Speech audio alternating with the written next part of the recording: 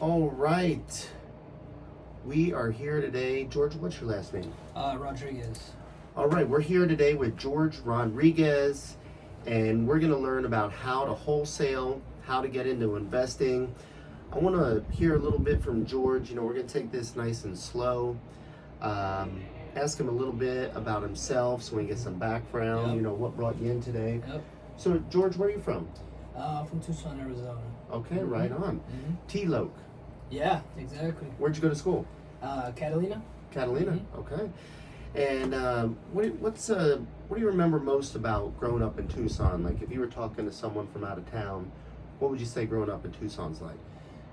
Well, it's a lot of sports. So I used to grow up playing a lot of sports. So playing a lot of basketball, football, stuff like that. Boxing too. Trying to get into that as well. Yeah, just really athletic kid. Yeah, I like that. Tucson's good for that. A lot of family things, a lot of sports, outdoor activities. And your profession is a barber. Yes, sir. Where do you work at right now? Right now I'm at Landmark Barber Studio. It's on Oracle and Whitmore. Okay. Right there, there's a Buffalo Wild Wings. It's in that plaza right there. Yeah, and you line it up real clean. I went in. Yeah. You got me in late at Appreciate night that. once, right before vacation, Yeah. and that worked out real good. So how long you been cutting hair for? Probably like 3 years about. So. Okay. And how'd you get into that? So when I was little, I would go to this barbershop right there on 22nd. It was called Bullets Barbershop. I'd go there all the time. I'm like, man, this is a dope environment. Watching the games, watching, just sports. The camaraderie right there is just really cool. So I was like, you know what? I might be able to do this one day. So yeah, it doesn't seem like work. You're just having fun, making people feel good about themselves. So. That's what it's all about, doing something that doesn't feel like work. Mm-hmm. I think I heard, who's a big investor, the Oracle of Omaha. I can't think of his name right now, but the guy that's on Wall Street, he does all the investment, older guy now, lives real frugal. Mm-hmm. He was saying, what you do obsessively between 15 and 18, probably a good idea for your career. Sure. If you think back to 15 to 18 years old, or he might have said 13, 18, what did you get into a lot? What did you like doing at that age? So, well, at 16, I was raised by a single mom. So at 16, I was like, I gotta make some money, help my mom out. So I started being in the workforce right there and just helping her out. So my mentality was just always like, I gotta get money, I gotta provide. So it's always been just working, man. So you could probably call it the Mexican work ethic, to be honest, but it's like, man, we work. So yeah, for sure. Yeah, I like that. Mm-hmm. Way to help out mom. For sure. And you do work hard. You work late hours. Yes, sir. That's a great quality to have, and you've been doing it for a long time. Yeah. You got into it from a wholesome standpoint, to help provide for the family, help your single mom. And what kind of jobs did you do when you were first starting out? So when I was 16, I was at the Little Caesars right there flipping some pizzas. So I like that. Flipping some pizzas, yeah. And then as soon as I turned 18, I was like, you know what? I can actually get a big boy job now. So I started being in a warehouse job. So I would be at the distribution centers. I would do that, do forklifts, just move some stuff around, and yeah, I've just been working ever since. All right. Mm-hmm. And some of the things I want to talk about today are health, wealth. We're going to get into investing. That's the main topic, and relationships. And you're excelling at all of those. Why don't we start with the first one, health? You're a healthy guy. What are some of the things you do to stay healthy? I love working out. So since I was little, I've always watched bodybuilding. So the Arnold back in the day. I would watch Pumping Iron. I think I was telling you in the barber chair. I watched Pumping Iron like 100 times. So I'd watch it 100 times, and then I would watch, the health people on YouTube, and teaching you how to stay healthy. With your heart. That's your most important organ is your heart. So, doing cardio is essential, and the vitamins too. Shoot, I used to want to take a lot of vitamins because I think I could become Superman. You know what I mean? Yeah. Yeah, the vitamins are pretty popular. It's all about working out. Yeah. Where do you work out? Right now I'm at LA Fitness right now too. I also have 10 memberships whether it's convenient. So at the barbershop there's that Choose Fitness that's a minute away. You go there too. Mm-hmm. Surprised I haven't seen you there before I even cut your hair. So Yeah, I'm surprised too. I need to get in more often. Nah, man, you look good, man. So, a couple different gym memberships, and who do you go to the gym with? If it's not with my girlfriend, I go by myself. Okay. I usually work out together. All right. Mm-hmm. So, that kind of overlaps into the relationships segment. Working out with your girlfriend, those who slay together, stay together. That's I a good like one. that. Yeah, that's a good one. How did you and your girlfriend meet? Shoot, man, I met her online. I was like, Huh?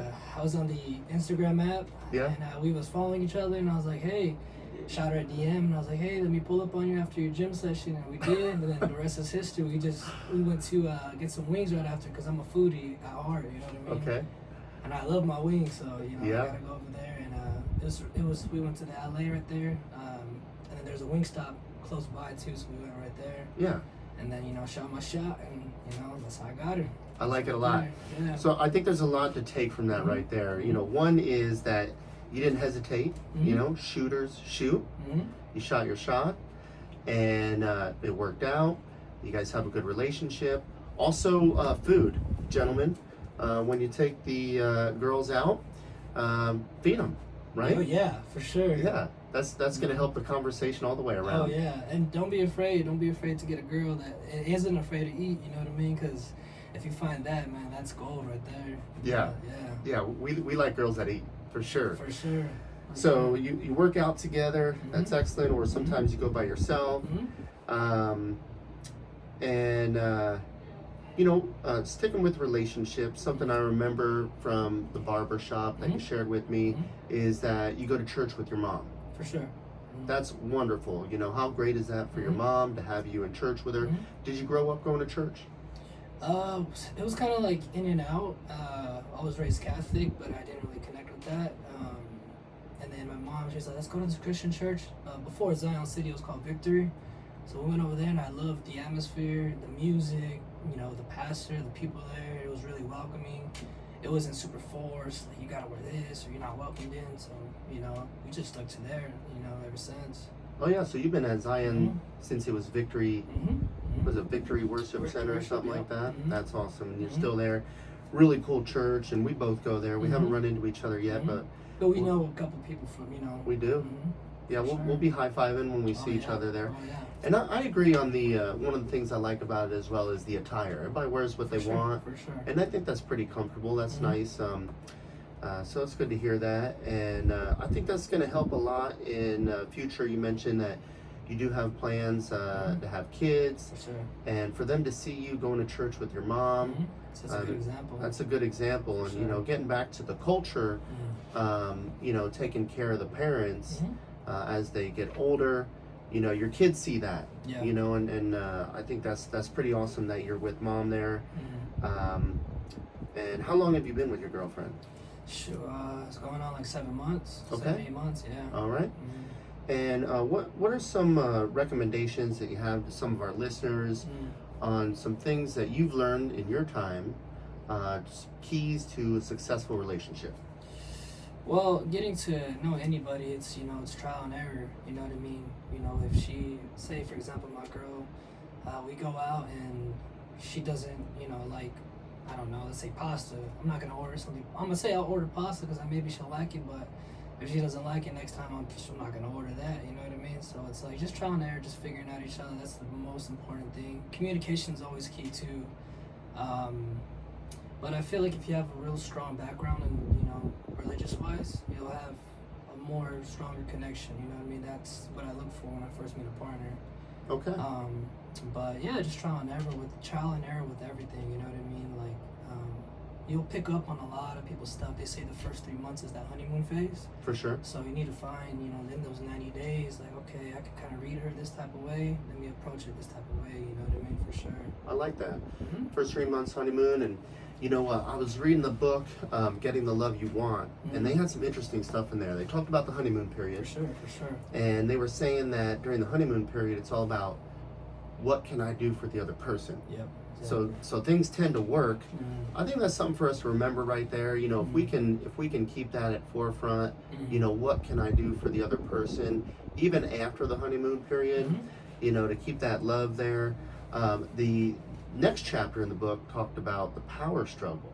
Oh, sure. And that was interesting. Mm-hmm. That talked about once you've been dating long enough to feel secure in the relationship, Mm-hmm.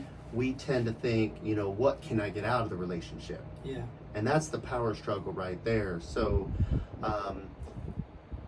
with us going through relationships, we all get into that situation where we get into the power struggle, or whatever you want to call it, disagreements. What do you recommend in navigating those situations, like after the honeymoon period? Shoot, that's a tough one. That's a tough one. It's honestly what your end goal is, to be honest. You know what I mean? If you want to marry, if you want to have kids, just reading your partner the best that you can, and with time, if that bond is strong, you guys will continue growing. You know what I mean? Yeah. For I sure. agree. Mm-hmm. I think you said a couple interesting things there. You talked about goals, Mm-hmm. and you talked about values. You didn't say the word values, but you did talk about values like religion. That's the first thing you look for. For sure. What got you into religion? Ever since I was little, so I was presented in the Catholic Church. I was presented as a baby, Cool. to the church. Yeah. My mom has a strong, not even about ethnicity, but our Mexican background. We have, if you notice, we have the Last Supper, right there on the dinner table. Yeah. Now that you mention that. Yeah. At the barbershop. We have that, and then it's like, ever since I was little, we always had it right there. So I was always curious, like, oh, who are those people, Mom? And she would tell me. At your house? Yeah, at the I house. gotcha. Yeah, she would tell me. She's all like, she calls me JoJo. She's all, Cool. JoJo, that's that's Jesus, and these are the disciples. Make sure you pray before you eat, because you don't want any illnesses from anything. So it's just always pray before you eat. Little stuff like that. I like that. Mm-hmm. And I like what you mentioned about the visuals. I was talking to someone I work with about some goals, and she said you have a vision board about that. Yeah. And I thought to myself, you know what, I don't. But I need to answer that correctly, and I need to get that vision board, and I need to remember to put up those spiritual photos. So I'm glad you brought that up, George. Mm-hmm. All right. So and having a vision board too is super key. You know what I mean? Make it realistic as well. You know what I mean? You don't want to have a vision board where it's like, next year I want to have a Bugatti. Not even on my Android Tate. Now you don't have a Bugatti. You need to have X amount of dollars. It could be small. You know what I mean? Even waking up and doing your bed. Those are small goals and small accomplishments that that you achieve every single day. Yeah. Make your bed. I like that one. For sure. Yeah, that and having your vision board, like mine's this year is paying off my car. It's like 5,000. I got it at 30,000, and I have like 5,000 more to pay off. That's the goal that I want to set for this year. Getting out of debt, consumer debt. You know what I mean? Yes. Credit cards, bad debts like that. We talk about Dave Ramsey. We do. Love that dude, we are Dave Ramsey fans. There you go. Yeah. Yeah, and health is wealth, what you were saying earlier. So it's like you want to make sure, whether it's working out in your room, if you don't have enough time to go to the gym, crank out a couple push-ups, you'll feel that pump in your chest, and you'll be like, all right, cool, this is better than not doing anything, I agree. For sure. We can always work out. We can always find time. For sure. All right. So, what are some of your long-term goals? My long-term goals is, to be financially free. Financially free. And Dave Ramsey, that's the baby steps. I believe it's baby step number 7 or 8. I believe. Paying off your house, giving out outrageously to the people, whether it's through church, helping somebody out, paying for kids' college as well. I want to be able to have that freedom, not for my kids, to rely on the government for their, whether it's grants, all that's beautiful, but to pay out of pocket because I can, that's a goal of mine. Great goal. For sure. And this is a good time to start. Okay, well, why don't we get into the wealth section? So, you do a great job at the barber shop. You have a steady clientele. Thank you. You stay busy, and also you find ways to stay late for new customers. That's how we met. You went out of your way, and when you need a haircut, you really need it. So that was really nice of you, and we connected right away. So thanks for paying it forward. Always, man. So that's a great way to make money. Pay the bills, keep the cash flow going. And as far as saving up for college, you've shared plans to invest into some different things. We connected on your interest in real estate investing. Sure. We're going to talk a little bit about that today. Mm-hmm. What are some of the investment plans? What are some things that you have interest in, or that you've done, or that you're looking to do?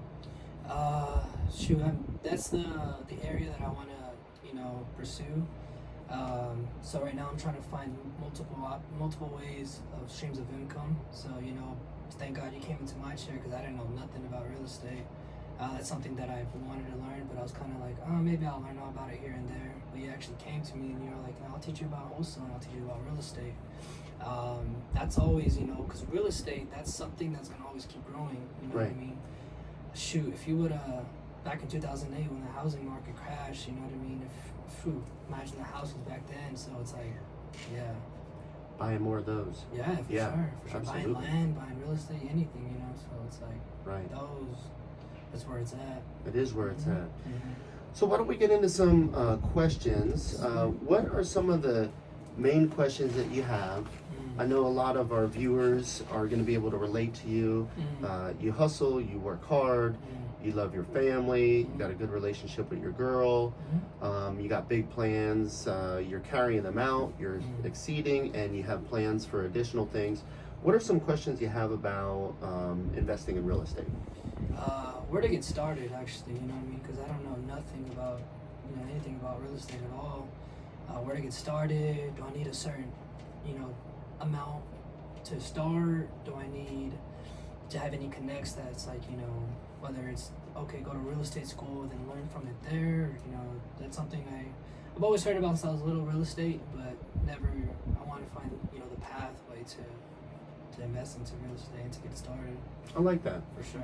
So one thing I remember from reading Robert Kiyosaki's book, Rich Dad, Poor Dad, we've all read that. We're big fans of it. Oh, yeah. Is I got done reading it and I was thinking, okay, buy a house, rent it out, have the renter pay down the mortgage, and it appreciates in value. I like it. But I was a little bit disappointed when I got done with the book. I remember I was probably about your age when I read it, and I said, okay, well, what's the first step? Yeah. How do you get a house, right?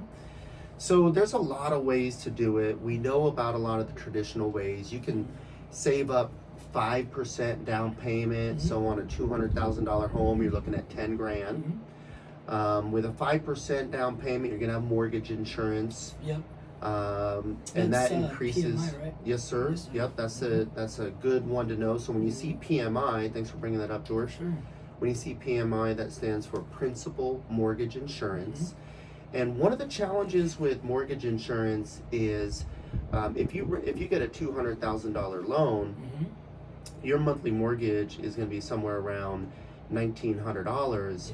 And if the house rents out for $1,900, you're break even, using broad numbers. But then if you have that mortgage insurance at $200 a month, Yeah, exactly. now you're losing $200 a month. Yeah, coming out of your pocket. Right. So the most reasonable way to invest in real estate is with 20% down payment. For sure. Now 20% on a $200,000 home, now we're talking 40 grand. Yeah. And not everybody has $40,000 sitting around. Yeah. So that's a fine way to get into real estate, but it's definitely a barrier to entry that can allow the years to tick away while we're sharing up that 40 grand. Yeah. So when it comes to real estate, and I would recommend you teach people how to invest in real estate. That's the first thing I recommend is keep asking questions, learn what you can today, and when you don't know something, say, you know what, let me find out. I have a friend, Tim, work with him, and we're working on doing our first deal together, or once we've done a couple, we've done some deals together. Let me ask that. But start teaching now, with the knowledge that you get today and what we've talked about so far. Definitely. Yeah, so I would say to start by removing all the barriers. Yeah. One barrier could be going to real estate school. That's a barrier. I went to real estate school, really enjoyed it, sold real estate for 16 years. It was really good to me. Ran teams of 10 real estate agents. Now I work with a network of real estate agents. And I really enjoyed it. So I do recommend going to real estate school and getting your license if that's something you want to do for a career. It's a lot of hustle, a lot of work. Oh yeah. Today we're talking about real estate investing, which is a little bit different than real estate sales. So for real estate investing, you don't need your real estate license. We want to remove that barrier. That's good, man. Yes. We also want to remove the barrier of the cash for the down payment. No. Another barrier that a lot of us run into, I knew I did, when I first read Robert Kiyosaki, was the credit score. I was just talking with a lender friend of mine, and he was saying anything less than a 740 credit score, the lenders are scrutinizing the loans right now because the market's a little uncertain. So we want to remove that barrier as well. Yeah. And you can get started in real estate investing today. The easiest way is to start wholesaling. So I recommend you do your first deal as a wholesale, and we'll talk about how to get into wholesaling, what that is, and then flips. Okay, and then after flips, you can get into buy and hold. Okay, so the way wholesaling works is you find a property that has the potential for positive equity. Okay. Where it can be fixed up and have more value in it than what's owed on it. And you find that property and you can wholesale it to me or anyone else who invests. One of the big challenges is finding a buyer. Yeah. I'm a buyer. I bought my first flip in 2012. I've been buying ever since. And everything I'm sharing today, I learned from a person that mentored me that at the time was doing what I'm doing now. And they still are, because real estate's a great career to get into. Yeah. So I started wholesaling as well. You go out and you find a home, and let's say the seller wants to sell it for $200,000. Yes, sir. I'll show you what I can pay for it here and how to determine using this pro forma on TimsTradeIn.com, TimsProforma.com. And that way you can see how much to mark it up to sell it to me for. Okay, so let's say the seller wants $200,000 for the home, and I can pay $230,000 for it. Okay. So that's a $30,000 profit to you, which is a lot of money. Okay. Now the neat thing about wholesaling is when you find a property, you're helping that person out by getting them cash quick. They can sell it without having a list for sale. A lot of times these wholesale properties are homes that are like hoarder homes. Yeah.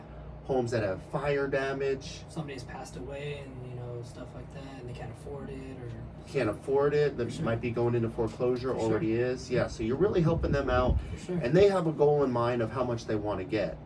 Now, if it needs a lot of work, a lot of times we can pay more than what the seller wants to sell for, because we know we're going to put an average of $57,000 into it. Yep. And then resell it as a flip or keep it as a rental.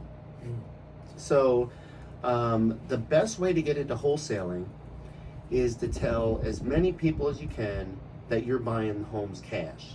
So here's the line. You have somebody come in and sit in the chair, and you'd be like, you know what I've been getting into? I've been getting into wholesaling. Yeah. I'm buying homes cash. Yeah. And you always want to be honest with people. For sure. You always want to tell the truth. For sure. Now the neat thing about wholesaling is it's a paper flip where you actually purchase the home, but not with your money, and you don't hold title for any amount of time. It just goes straight from you to me as the investor.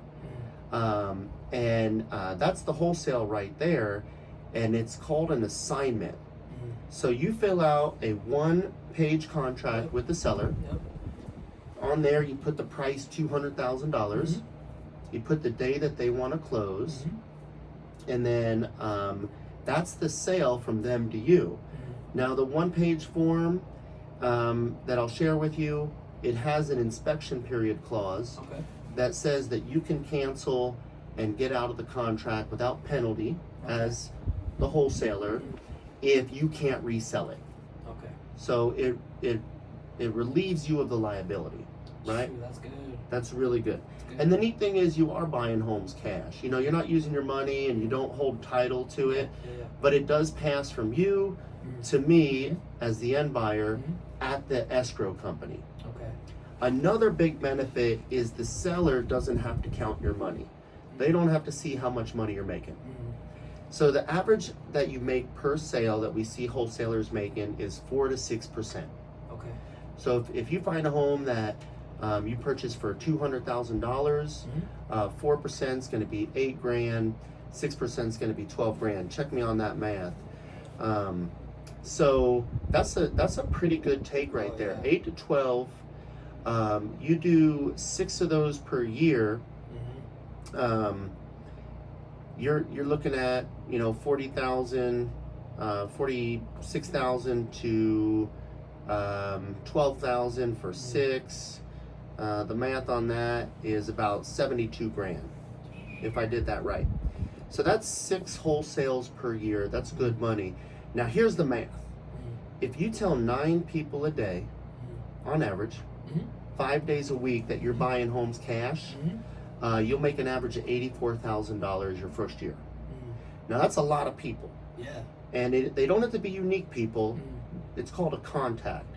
So you have somebody that sits down, hey, how you been? Oh yeah, good. I'm still buying homes. We spoke last month when you came in for your haircut. That's a contact right there, even though you've spoke with them before. For sure. And you want to help them the same way. Exactly. You can tell them, look, I've been wholesaling and you can do the same thing. Do you know anyone who has a home that has never been renovated? It's a little bit older where we can fix it up. And you just keep having that conversation. Word will get around that George is buying homes cash. And that is a nice conversation to have. That's a great way to get into real estate. Exactly. It's I didn't empowering. even think about it like that. Yeah. Because I get so busy, so it's like with my trade, it's like, man, I was telling you that last time. I was like, I have so much connects, whether it's plumbers, whether it's lawyers, whether it's the guy that owns a taqueria, which is a little down the street. You know what I mean? He's talking to a lot of people. Yeah, for sure. So it's like, yeah, thank God you came into my life, because it's like I didn't see it throughout those point of views. You know what I mean? So it's like, man, those are connects right there. Yeah, and they want the same thing that you and I want. They want an extra $84,000 a year, and everybody wants to get into real estate. We'll talk a little bit how to go from wholesaling to flipping, why you would, why you wouldn't, and then we can get into buy and hold. That's some good long-term wealth right there. So with the wholesaling, you talk with your friend at the taqueria, and you let them know you're buying homes cash. You tell them, let me know if you know anyone who wants to sell. They can get the money any day that they want. It's super convenient. We can help them with the relocation, stop foreclosure. We buy a lot of homes that go into foreclosure. And I know that when I first started this, I felt a little bit of the imposter syndrome. Like I never did a wholesale, but I was already telling people I buy homes cash. But that's the way you got to do it. You got to start somewhere. Exactly. You got to believe it. You got to envision it, and you'll start getting deals. Yeah. So it's all about that word of mouth. You know what I mean? Word of mouth. Yeah. Yeah. So what I do sometimes is I'll do some side gigs. So I'll do painting for the houses. So the little numbers that are right there on the house. Like going to the neighborhoods. You look at the pavement, and you look if their numbers are all faded out. I'll go paint them right there, and then I'll ask them, hey, are you the homeowner? And they're like, yeah, okay, cool. I do these, I paint numbers. So I'm like, all right, I charge $20. I use good paint, and it's gonna last you 6 months to a year if you take care of it. If you don't drive on it all crazy, you know what I mean? And when I'm doing that, the neighbors see that. They're like, oh, you painting numbers? Cool. How much? All right, cool. Let's go ahead and do it. So it's all about that word of mouth for sure. So that's one thing too. There's just hustle. You gotta hustle for what you want. Word of mouth will go around, and then just keep God first, and He'll provide, and He'll help you out for sure. I like that. Way to hustle. For sure. That's a great way to do it, and that's a great tie-in. People see that you're buying homes cash, just like they see that you're painting numbers on the sidewalk. Word will get around. So start having that conversation. For sure. And the first step for us would be to have a home for you to value and for me to inspect. I can inspect it within 24 hours and get you a yes or no or what we can pay. So I would start with that. I would see how close you can get. 9 contacts, 5 days a week is 45 contacts a week. See how close you get to 45 conversations. If you have 22 conversations, the math works out to about $42,000 per year. And then if you have 11 conversations, you're looking at about 21 grand. So I think that would be a good like minimum that I would recommend. You know, it's your world. I mean, you're an independent business owner when you get into wholesaling, which is nice. You work for yourself. So if you can talk to 11 people a week, if you work 5 days a week, that's about 2 a day. No problem. Yeah, that's easy. Yeah, you know, tell people that what you're doing and let them know, like, I can help you get into it when you're ready. Yeah, those are the words right there. For sure. Yeah, and they're like, how do I do it? Well, let them know that you're tapped into investment group, and that investment group buys homes cash. So if you know someone who's trying to sell quickly, has a home that needs a lot of work, let me know. And then you guys can split the profits on the homes that you find. It's an average of 4 to 6% per deal. All right, so why don't we look at a deal right here? If we look up on the screen, when you go from wholesaling to flipping, you can make more. My goal for a flip is to make 10%. Okay. And if you're wholesaling, you make an average of 4 to 6%. Now there's wholesales that sell for $50,000 profit to you as a wholesaler, but those are rare. Yeah. I mean, you've heard of the $100,000 wholesale deals. They're out there, but very rare. I've never done a whole $100,000 wholesale myself. But I have made much more than 6% on a wholesale. So if we look at this formula right here, we can put in, we're just going to fill out the sale price. And you have a copy of this, George. Yes, sir. This is actually your form here. Yes, sir. And this is the after repair value. 225 is really low. Once we fix up a home in Tucson and we put $57,000 in it on average, that's the average we put in, $57,500. And that's with all new kitchen, new flooring, paint, carpet, new plumbing fixtures, new electric fixtures. You can do all that for 57 grand. If the house needs a new roof, it's probably gonna be more than 57,000. Yeah. And if it needs a new AC, probably more. But on average, we're at 57,000 per home. And this profit margin, if the home seller wants to sell for 120, we're making 57%. So let's say this home seller wants to sell for 120. There's a lot of margin in here for you. Now, most home sellers won't want to sell a home for 120,000 if it can be fixed up and resold for 325. Right. Numbers are probably going to be a little bit tighter. So you can increase your purchase price here to get my profit down to 10%. So I'll just do a little bit of guessing right here. I'll put 200,000 in, and that shows us 12%. Okay. So if they wanted to sell their house for 200,000, and the renovated homes in the area are selling for 325, similar ones, you could sell that one. You can mark it up to get me down to 10%. You want to stay at 10% for sure. 10% above, yeah. So that's what I recommend once you get into flipping. Stay at a 10% profit margin. Now, one thing about flipping, it's more risky than the wholesale. For sure. Because the wholesale, there's pretty much no liability. Yeah, the just contract states if you can't resell it, then the contract's canceled. Yeah. When the flip happens, the investment group I'm in lends the money on the flip, and it's expensive money to borrow. It's at 14% interest. Sometimes you can find loans at 8%. That's the minimum that I've seen for hard money loans.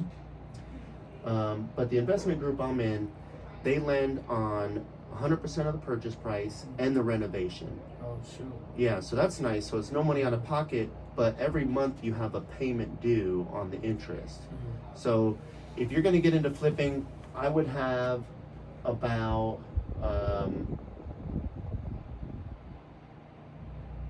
$28,000 set aside of out-of-pocket expense to flip without a partner. If you partner with me, I could pay that expense and you don't have any liability, but you don't get the wholesale money, For sure. right? You have to wait until it's resold, and then we'd split the profits 50-50. But the profits aren't guaranteed on a flip. Like if you bought a flip at the first half of 2022, and then the market went down in the middle of 22, you know, you could take a loss, or not make anything. So wholesaling is very safe. Let's say the homeowner wants to sell for 200,000, and you go on Zillow. The purple is the number that you want to fill out.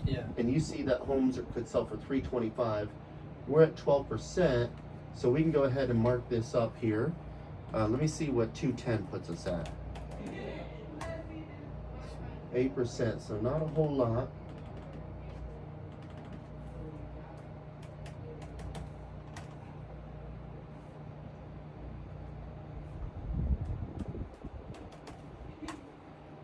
Okay, so if they want to sell for 200,000, you could sell it to me for 205.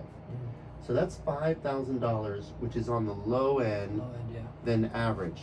So I'd probably go back to that homeowner and say, you know what, I don't think I can do 200,000, but I could probably do 195. That would get you $10,000.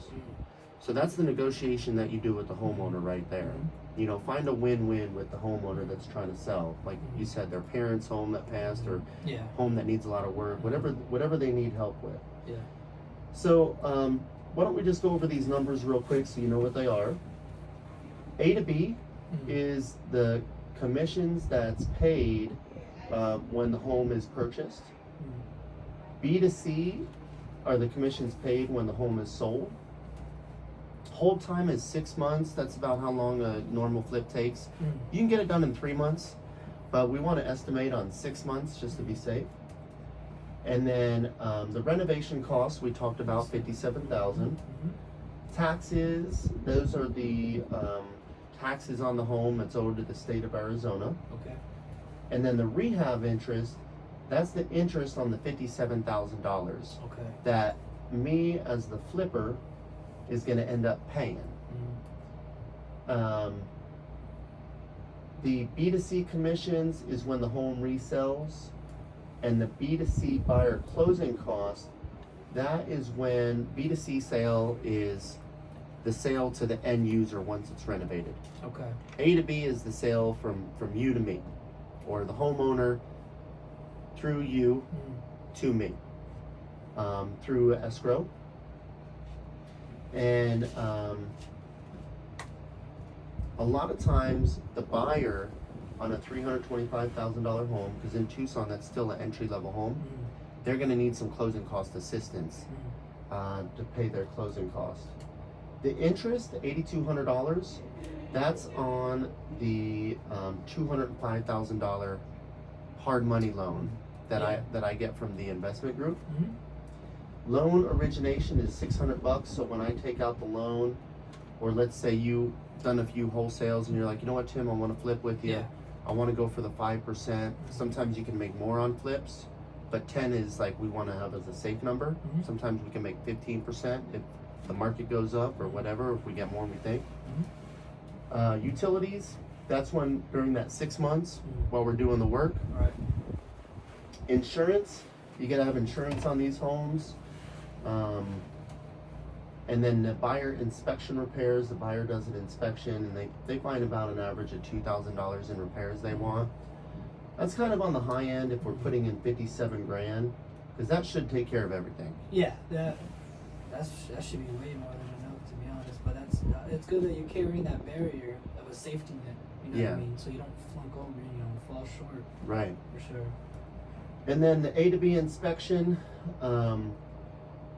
that's the inspection that we do. It doesn't cost anybody anything. We just put it on the back end, you know. And then the B to C closing cost, that goes to the title company when we resell. And then when we buy it from the seller, the A to B, there's closing costs. So if you add up all these expenses, you can see the total expense is a formula of the purchase price plus all of these expenses, and that's what gives you a total expense of $295. So that's why we want to profit $29,000 on the deal when we flip it. And this is a good thing for you to know once you want to become a flipper. For sure. And my investment group can lend you the money on any flips that you want to do. You'll just have a monthly payment on the interest. I'll show you what that is. $8,200 plus $2,300. You're looking at $10,500 over 6 months. Sounds like about $1,800 a month. So if you're a flipper, you're gonna be paying $1,800 a month while you're flipping it, and then you should make $29,000 off that home. So that's pretty good profit there. Oh yeah, most definitely. Now, as the wholesaler, if you remember, if they want to sell it for $195, you're making 10 grand with no liability. As a flipper, let's say the market goes down, or you go to sell it for $325 and it only sells for $300. Now you only made 5 grand. If it sells for $290, now you lost 5 grand. Yeah. So there is risk when flipping a home. But there's risk with everything in life, you know what I mean? There's risk with, the stock market. There's risk with investments too, you know what I mean? This is just how life plans out. But if you play your cards right, you can make some serious money for sure. Yeah, that $30,000 is some serious money. You do 6 of those per year. On average, you're looking at, what is that? $180,000. That's really good. Oh yeah. So that's a good living right there. 6 flips at 10% per year is a good thing to work into. But a good way to start with no money out of pocket would be to do the wholesale, and on this deal it'd be $10,000. Unless of course the seller wanted to sell for $190. Now you're making 15 grand. But the key to the conversation is, if you use this formula here, you can see how much the flipper, in this case me, is going to pay, and then you can mark it up to get that profit all the way down to 10%. Okay. Any questions about the pro forma? There's a lot to cover, but as soon as I keep messing with it, it's gonna make more sense. But you explained it pretty damn good. Yeah. When it comes to wholesaling, when it comes to flipping, when it comes to the insurance, when it comes to stuff that you gotta pay, your monthly costs, this is really helpful for sure. Good. Now, when you talk with your friend at the taqueria, go ahead and go to File. Okay. And make a copy. Where's make a copy? There it is. Make a copy. And go ahead and put their name in there. And then make a copy. And then you go up to share. And you put their email in here. And now they have their own pro forma. So they can see what the flipper will pay. So they can go out and start finding homes. Now, some people don't want to be a wholesaler. They're just going to come to you and say, hey, my neighbor wants to sell their home. It needs a lot of work. So we can go in and inspect it, and you can ask them what are they hoping to get for it. Exactly. And so you can start putting the numbers in. So I would find a home like on Zillow, like Ivan found the other day. Yeah. And start putting numbers in here, and you can see what you could resell it for. Now, a lot of times there's homes being sold on like Facebook, and those are pretty good deals, but a lot of times that wholesaler that put it on Facebook, they already marked it up. Yeah. So there's no more juice in it for you. Yeah. So the best deals are ones that you find from the actual seller. And that's going to happen from you telling people you're buying homes cash. All right, so we went over the numbers. Play with the formula. Every time you get a new home, go ahead and click this down button and duplicate the sheet. Perfect. And then go ahead and put the name of the property, rename it, and put the name of the property in there. Sure. And then you're going to put the resale price based on other homes in the neighborhood that you see on Zillow selling in there. All right, so what kind of questions do you have about wholesaling based on the conversation we've had so far? So far, you answered, my question when it comes to, how can you 10x your money? You can, honestly, you can do this till you're like 99, basically, you know what I mean? Because it's like, real estate's always going to go up in value, you know what I mean? Whether you're holding it, whether you're selling it. What do you think about like land, or what do you think about mobile homes, but putting mobile homes onto land like that? You know what I mean? I don't know if you know who Jay Waller is.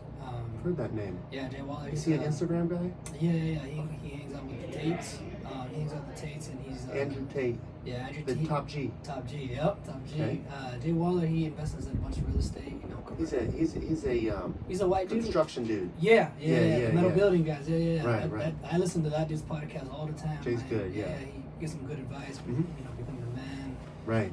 Just tips like that. He does is there money in mobile homes? Because from his area he does that. He buys like the land. Yes. He does something contracts with that land or whoever owns it.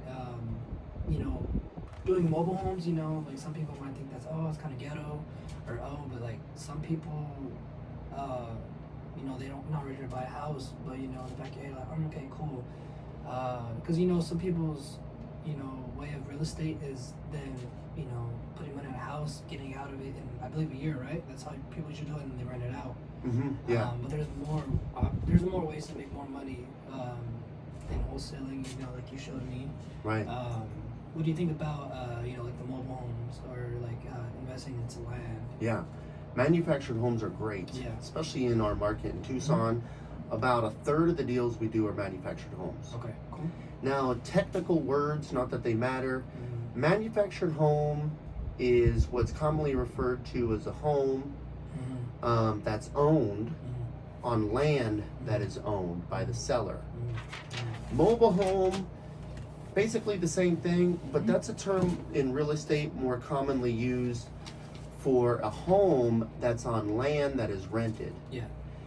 So that's actually an automobile sale, Okay. not a real estate sale. Okay. All of those manufactured homes and mobile homes have a VIN number. Okay. I don't know if you knew that. Like a car, yeah. They all have VIN numbers. And they're on a plate on the manufactured home. Yeah. And then once that manufactured home is affixed and has an affidavit of a fixture on a piece of land that is owned, now it's a manufactured home, and that's great for real estate. Okay. So the mobile home game is a car game where you're selling mobile homes. I think what Jay does is he does like mobile homes that have been affixed and they're referred to as manufactured homes where the land's owned and the mobile home is owned, and that's great. We do about a third of our deals. There's a lot of manufactured homes in Tucson. Yeah. Like you mentioned, good entry-level prices. And a lot of those times, those are good ones to start out with wholesaling. Okay. Yeah, so I really like it. What is some of the stuff that Jay says that he does with those? I didn't do too much about research. I just know he said something in, like investing in mobile homes and stuff like that too. I've seen that before on a couple YouTube channels. I just want to hear your opinions on that. Yeah, I think it's great. For sure. There is a lot of people that do mobile home parks, and they will rent out the space. Okay. Yeah. And so that's more along the lines of like buying land, renting out the space. It's got to be zoned for it. That's a bit complicated, and probably a more advanced level of investing, and great to get into. I have some friends that have owned mobile home parks and have done a great job. I think probably what Jay does, and I know what you and I are talking about, is finding a deal to wholesale or flip that's a manufactured home. It's one home on a piece of land. They own the land and the home, and those are great deals. I like that question. For sure. Yeah. And then what is, we can get onto this later, but what's Tim's end goal with real estate? Yeah, thanks for asking. And you know, I said this the other day, and that's when the individual that I was working with, she's in the Philippines. For sure. And she asked me if I had a vision board. I have a few goals. One, by the time my boys graduate high school, I want to have a home owned that I can give to them and teach them how to rent it out. Nice. And get their mind right about that, get them working on it. That's good, yeah. Yep, so I got 2 years to go with the sophomore. I need to give give him a home, gift him a home. And then 2 years after that for every one of my boys. And I'm glad you asked, because I believe that we can achieve anything we set our mind to and put the reps in. It's just like the gym. You know, it's just a matter of doing the reps. And I have a goal of doing the most amount of 20 plus units in San Diego, California. I believe I have the ability to do it.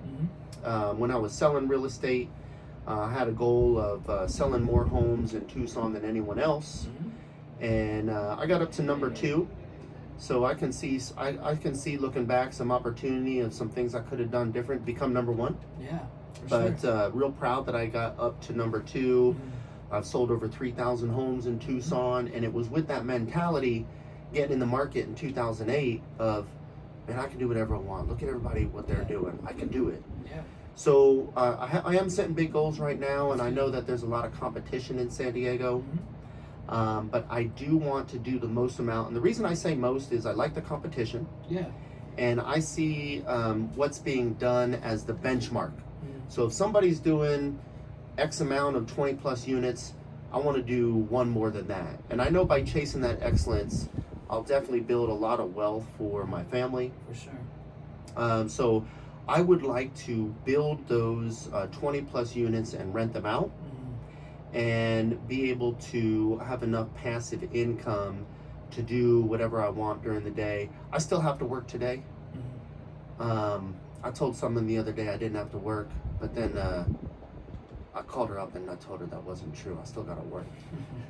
There you go. Yeah. Man's Tim's always working, man. That's good. Right. That's so good. I mean, I could just live off of rental income and be frugal, but I do like the nice things. I do like the properties and the vacations. For sure. And the amount of philanthropy that I'm working on now and want to do in the future. I do need to keep working. These flips, these $29,000 deals, 6 per year, which is my current pace, about 180 grand when it comes to flips. That's good money, right? But if you go to the next step and you look at holding one of these for 10 years, you're gonna make on average $200,000 on one home every 7 to 10 years.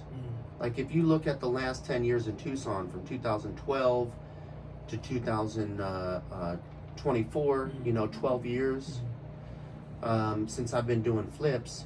If I would have kept each one of those flips that I made about 30 grand on, they'd all be worth $200,000 more now. That's what I'm saying, man. So that's the next step, is being able to make enough money where you can forego that $30,000, right? And hold on to that property.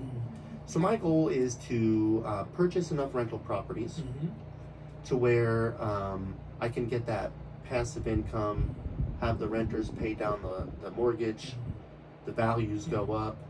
And I would like to think bigger, and I'm working on getting my first project in San Diego right now, in an opportunity zone that allows you to build 20 plus units. They have a home affordability problem over there, and they're allowing for high density. Okay. So I'd like to become number 1 on building those projects in San Diego, and then look at where I'm at and come up with a new goal, because like you, I enjoy that hunt. For sure. I picture, working in some sort of capacity for a very long time. And we're doing some philanthropy events. We have a philanthropy event that we're doing in the Philippines. What motivated us for that is we're working with the Philippine virtual assistant crew of 8, and we call our group Christ Medical Servants. Oh, that's beautiful. Yep, and the first Philippines mission that we're doing is we have a church over there that we're bringing some kids into, and some doctors and nurses are going to provide free medical service.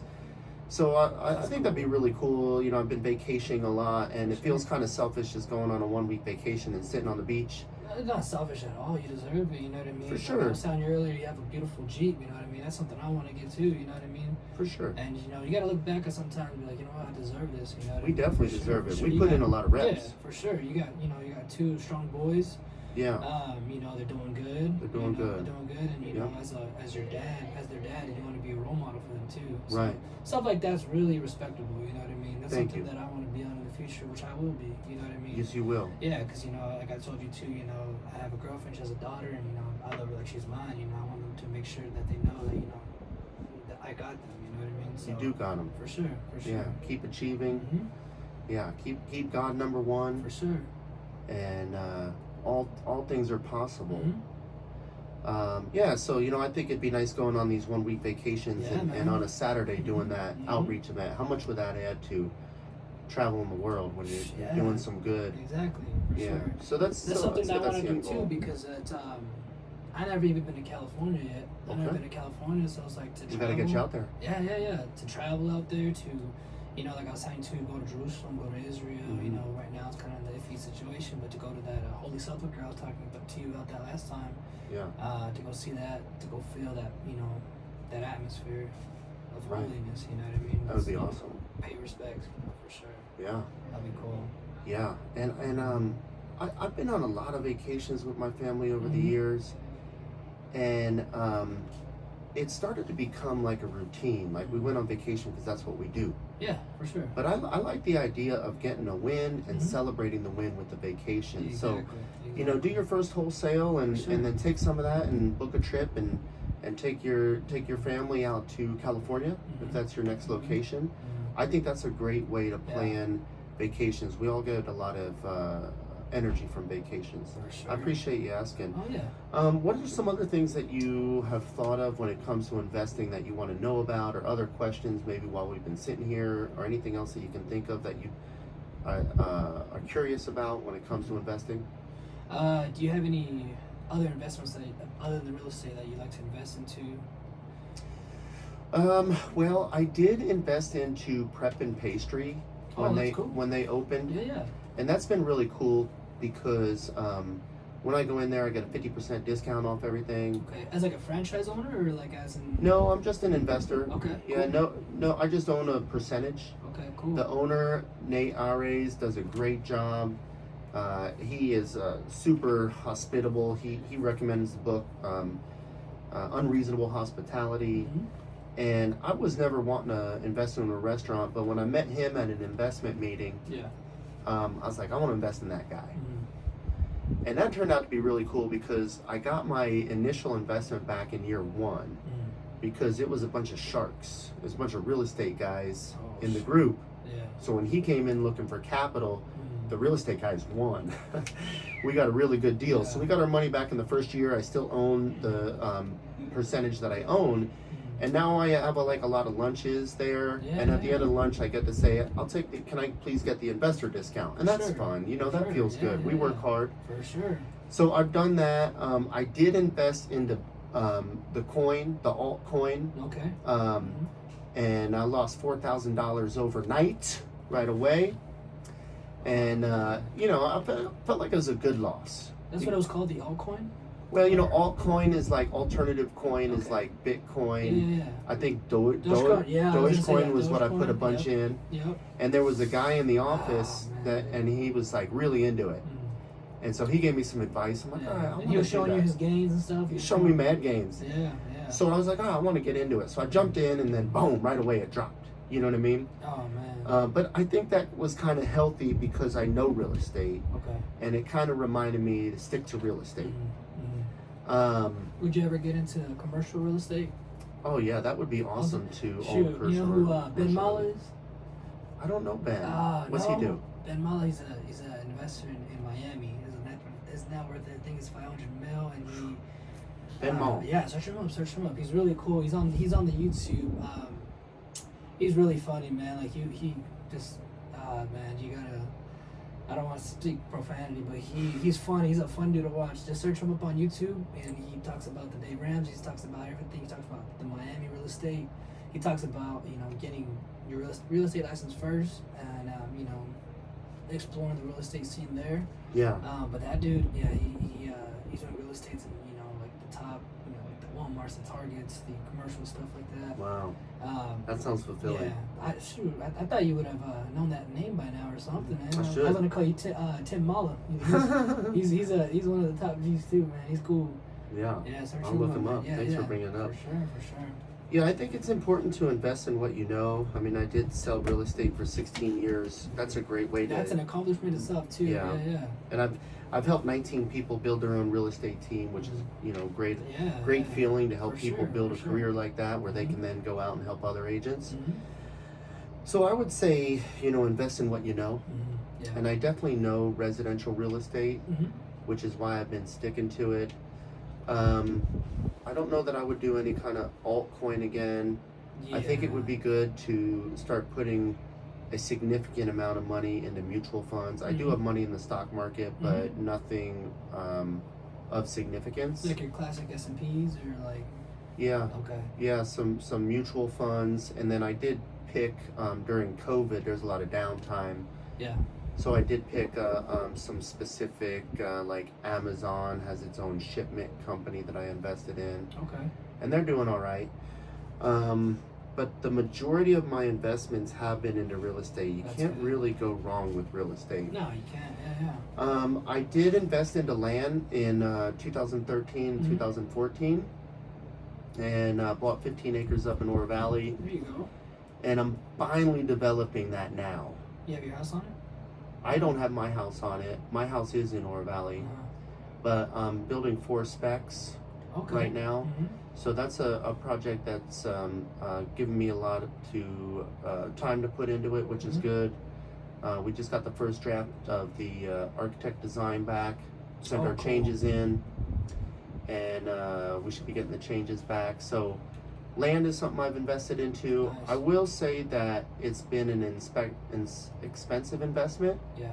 It was an Eagle investment. I bought in a really expensive neighborhood. I designed a 5,300 square foot home, and thank God I didn't build it. But I kept the land, and I could have turned that cash, because I bought it in cash. I could have turned that cash over many times. Okay. So it wasn't the best investment, but at least now I'm working on it, and I'm gonna liquidate it once it's built. Nice. That's smart. What kind of other investments are out there? I'm a baby to this, man. So Yeah. You know a lot though. You got your ear to the news, those the track. Yeah, that QQQ, that QQM, that ETF. ETF. I was talking to you I was talking to you about that. ETF. What is ETF?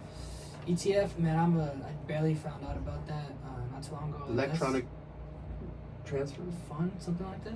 EFT, electronic funds token. Yeah. It's in Robinhood. You can invest into crypto, ETFs, the S&P. I'm treating that as like a savings account. Okay. So so it's growing, like, you know. Oh, good. Is it going well? Yeah. So right now it's like, you know, it's good to have like liquid hard cash, you know, sit aside. Yeah. But I want something that's compounding for me, you know what I mean, in the long run. In the long run, so like I'll have that in there, you know. I think they did the graph about it in like 20. If you put $500 a month for 25 years, it'll grow to like 1 point something. I forgot what the amount was. But like I was talking to you earlier, like as a barber, you know, like I don't want to be cutting hair till I'm 60. You know what I mean? I want to have multiple streams of income. You know what I mean? Because that's, as a man, it's good to have that safety net, because you're like, cool. You know, us men, we tend to have egos, which is kind of a bad thing, but also it's like we need to support our family. You know what I mean? So it's like to have that safety net of multiple streams of income is always good. You know what I mean? Agree. For sure. Yeah. And that'd be nice to own enough real estate to where you can cut hair when you want. Because for sure. that's what it's all about. If you own real estate, you can do whatever you want with your day job. And we should be doing something we're passionate about. And you're a great artist. Thank you. You do a great job cutting hair. Thank you. You treat people right. You give good vibes. You're positive. Thank you. No matter what time of the day it is. So For proud of you, man. I appreciate you coming and sitting down with me, and we're gonna get some good clips out of this. Oh yeah, we definitely will, man. It was an honor, man, to speak with you. You know what I mean? And this is my first podcast run too, so I wasn't nervous at all. But I'm like, oh man, so this is what they do on YouTube. I know, Podcast. this is cool. Yeah, this will be good. We'll chop this up. We'll get some 15, 30-second clips out of this. For sure. Let's do a sign off. Okay, let's do it. All right. So I know my gym sign off. We'll try that one. Okay. But then I don't have one. But yeah, we'll come up with a couple right now. You know what I mean? We'll make it look good. For sure. Well, we'll do my gym one because I know that one because I worked out this morning. So someone goes 1, 2, 3. So I go 1, 2, 3, and we go. That's cool. Yeah. All right. 1, 2, 3. All right. Thanks for joining the GOAT Real Estate Podcast. I'm your host, Tim Rehrman, here with George Rodriguez. Thanks for joining us today. Sure, man. Let's do it. All right. Cool. That's cool. Thanks, George. I appreciate it, man. Appreciate you, man. Yeah, that was awesome, dude. Yeah.